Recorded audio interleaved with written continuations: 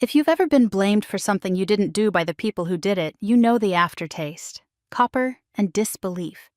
My name is Elena Zhao, and my family sued me for $2.8 million they claimed I stole from our family business. The punchline was that there wasn't one, nothing legitimate. I'm the youngest of four.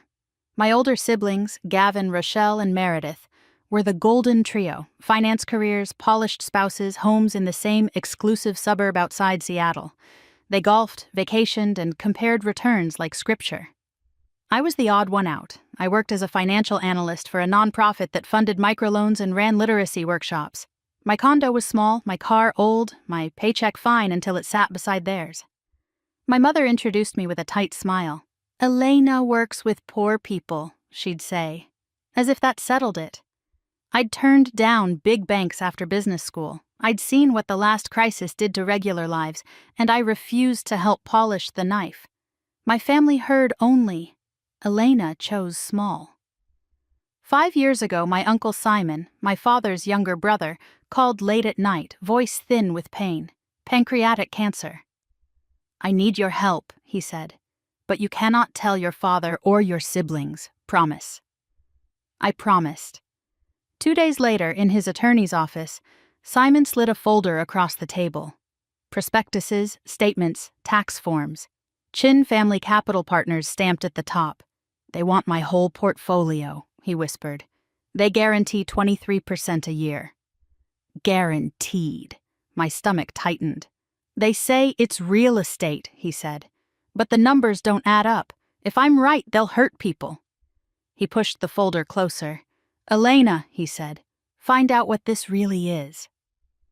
I took the folder home and disappeared into numbers. Weeks online. Addresses led to empty lots.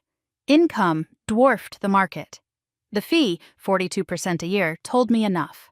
When I traced cash flow, it turned simple. New deposits arrived, returns went out, and Gavin, Rochelle, and Meredith kept the gap. Money detoured through LLCs, then returned as consulting. A Ponzi scheme, and laundering. I met Uncle Simon at his attorney's office and slid my analysis across the table. He read in silence, knuckles whitening. "So, I'm right," he said. "You're early," I told him. He closed his eyes, then opened them with sudden focus. "Then you take my portfolio," he said. "All of it." "Simon." "No." His voice was thin but sharp. "They'll dump it into their pit and blame you when it collapses. Promise me you'll keep it away from them. Promise me you'll stop them before they take anyone else down." I promised. My voice stayed steady, though my hands sweated. He died 3 weeks later.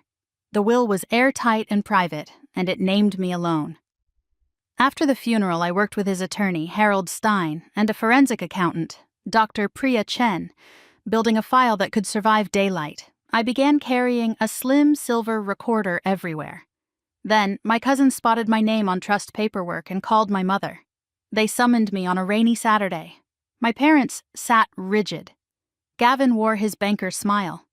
Rochelle and Meredith stared like I'd already confessed. "Split it," my father said. "No," I replied, "and I'm not investing a dime with your fund." Gavin's smile thinned. "Watch yourself, Elena." I touched the recorder. "You first," I said, and walked back into the rain. 2 months later, a process server met me outside my office and dropped a lawsuit into my hands. They said I'd stolen $2.8 million from Capital Partners, forged emails, and opened accounts in Gavin's name.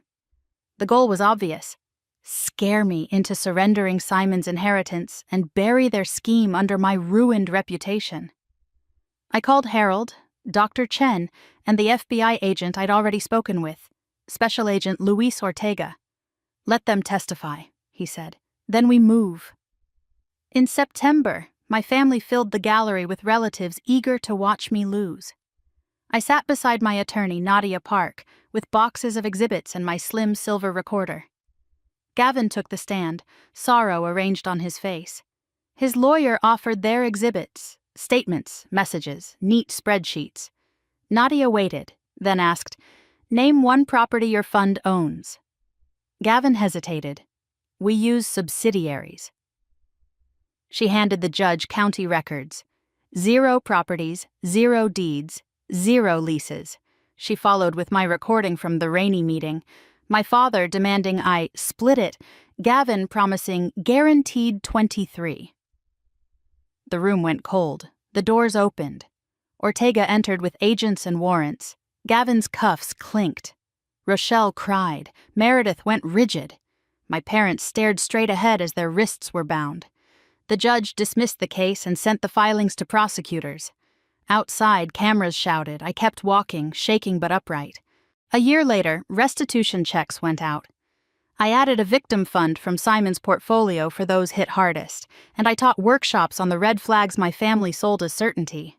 Their greed ended their story. Integrity began mine.